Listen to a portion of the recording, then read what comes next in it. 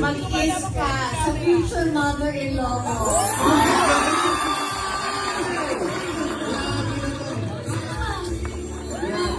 Boto. Grabe naman yung announce na. I love you. Ano na? Ang laki ng ginanda mo. Wow! Lalo pag malapitan mo, no? Kaya I think dahil may nagpapaganda sa'yo.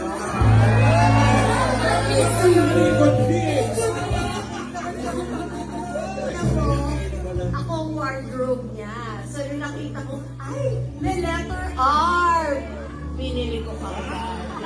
Pero ako, alam ko, tinalikan ni Bimbi yan eh.